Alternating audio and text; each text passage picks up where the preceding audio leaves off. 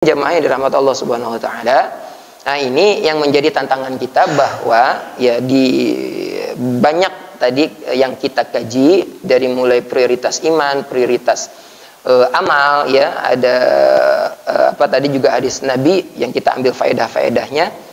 Terus kemudian apa namanya? Tadi yang manahaitukum amri, ya.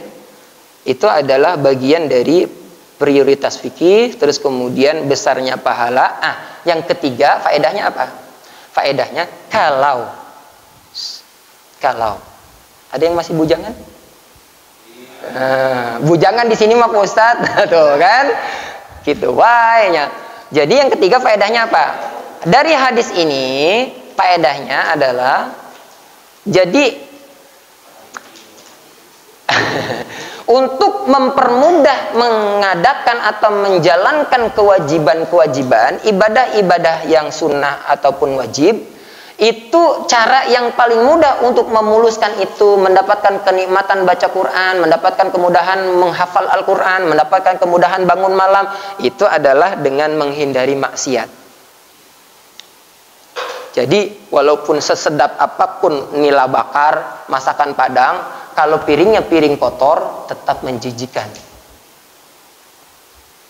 Jadi yang kalau dipilih bagaimana? Bagusnya maksiatnya dihindari semua, terus ibadah wajib dan sunnahnya mantap. Tapi kalau misalnya kita harus memilih, maka menghindari maksiat, kesyirikan, aktivitas yang enggak jelas, ya. Terus apalagi yang mulai dari ya hal-hal yang dosa-dosa besar, durhaka kepada kedua orang tua, menyakiti hati istri, apalagi model sekarang lagi viral lagi tukang pukul istri gitu, ya. Biasa. Ya, yang membuang anak, hati-hati. Yang memang belum nikah, jangan KB untuk membatasi jumlah anak, itu dosa besar. Biarlah kalau ada di antara yang ini suka ada dan pernah ada orang yang membatasi jumlah anak, itu dosa besar.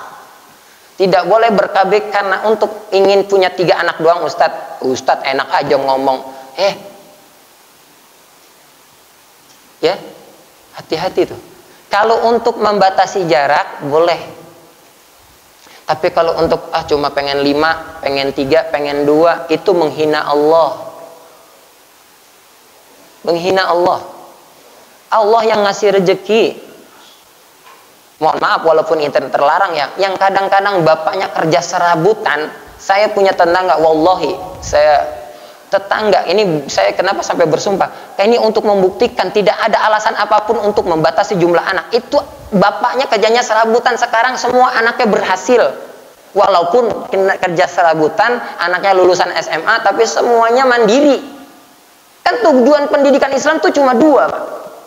Apa? 1, kedua, mendidik anak supaya mandiri, bukan kaya.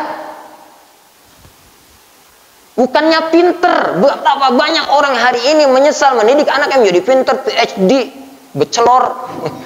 Betul. Apalah itu, ya, lulusan luar negeri, saat sakit anaknya nggak sempet sibuk. Butuh ditelepon dan perhatian, dia nggak ada. Buat apa?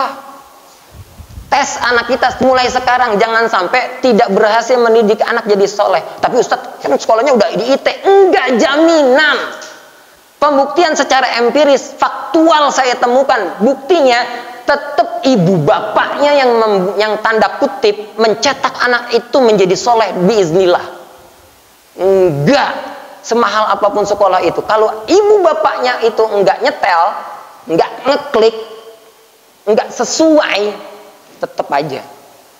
Jangan dilepas anak-anaknya. Jangan mentang-mentang masa Ustadz saya emang nggak bisa mendidik agama secara knowledge, secara ilmu sakofah mungkin tidak bisa, tapi secara ngomong dari hati ke hati, mendampingi anak, ngelihat kalau dia main FF, ngapain dia ketika buka YouTube, luangkan waktu. Kalau enggak, bapak nangis sampai kubur, Pak. Anak kita sekarang itu, bayangkan anak kelas 5, kelas 4 SD, maaf, sudah kecanduan seks. Ya enggak? Ya, ngeri.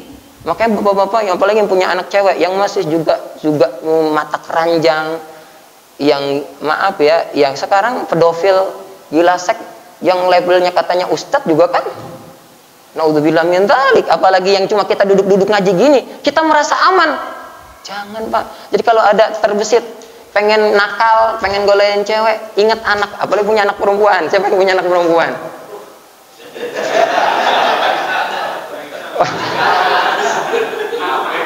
Ya, sebelum sampai kepada penyaksian dari dua malaikat itulah dulu dipikirin. Nah, mudah-mudahan setelah kita selesai ngaji ini, mohon maaf, yang punya hubungan tidak baik dengan adik-beradiknya coba diperbaiki, disambung masilah ar-rahim, menyambung kembali tali persaudaraan terutama yang sekandung, sama uwa, sama bapak, sama mamang, sama siapa, Pak D, Bude, Pak Le. Jangan cuma gara-gara tanah, jangan cuma gara-gara dulu bapak kita juga punya salah. Yang pernah putus sambung. Kenapa pahalanya besar? Karena memang orang yang ngajakin kita musuhan kita samperin. Kalau yang kayak gini, saya Pak Ujang nggak ada masalah, datang ke rumahnya, pahala, tapi biasa. Coba kalau itu dipraktekkan, nanti rumusnya tadi, ibadah-ibadah kita yang lain itu akan dimudahkan oleh Allah. Karena sesuatu yang gelap, sesuatu yang salah, sesuatu yang buruk kita perbaiki. Gitu. Maka bahkan dalam kemarin yang sudah kita bahas dalam surat Al-Baqarah, orang yang suka mutus apa-apa yang diperintahkan untuk disambung itu termasuk orang fasik. Ulaika humul fasikun alladzina yanquduna ahdallahi man ba'di mitsaqihi wa yaqta'una ma amarallah. Itu fasik. Orang kalau sudah tercap fasik, maka tertutup jalan-jalan petunjuk. Jadi jangan pikirkan bahwa pernah punya atau sampai sekarang punya hubungan buruk dengan bibi, dengan uwa, dengan siapapun yang masih kita lingkar saudara, masih seterah gitu ya, Pak Isa ya. Masih seterah kita, apalagi ke tetangga juga sama, coba diperbaiki. Bisa jadi kendala ekonomi, kendala ibadah, kita ibadah-ibadah tapi ibadahnya terasa hambar ya. Kemalangan sering menimpa kehidupan kita gara-gara kita membiarkan hubungan rusak itu ada di sekitar kita. Berpeci, soleh, pakai koko, tapi sama saudaranya nggak ada yang akur. Nah, jangan salahkan kalau Allah datangkan teguran-teguran yang mungkin saja datang dalam kehidupan kita. Mudah-mudahan pembahasan pada malam hari ini mendapatkan keberkahan dari Allah Subhanahu wa taala, diberikan kelancaran rezeki bagi semua kita yang hadir, teman-teman kita, saudara kita, siapapun tetangga kita yang mungkin tidak hadir, yang sedang kurang sehat, ya semoga Allah berikan kesehatan baik itu lahiriah, jasmaniah maupun ruhiyahnya agar bisa dikuatkan keimanannya dan istiqomah bersama-sama kita untuk fisabilillah, untuk menyebut husnul khatimah. Amin ya Allah ya rabbal alamin. Al-Fatihah. A'udzu billahi minasyaitonir rajim. Bismillahirrahmanirrahim. Alhamdulillahi rabbil alamin. Arrahmanir rahim. Maliki yaumiddin. Iyyaka na'budu wa iyyaka nasta'in. Ihdinas siratal mustaqim. Siratal ladzina an'amta 'alaihim ghairil maghdubi 'alaihim waladdallin. Amin. Subhanakallahumma wa bihamdika asyhadu an la ilaha illa anta astaghfiruka wa atubu ilaik. Wassalamualaikum warahmatullahi wabarakatuh.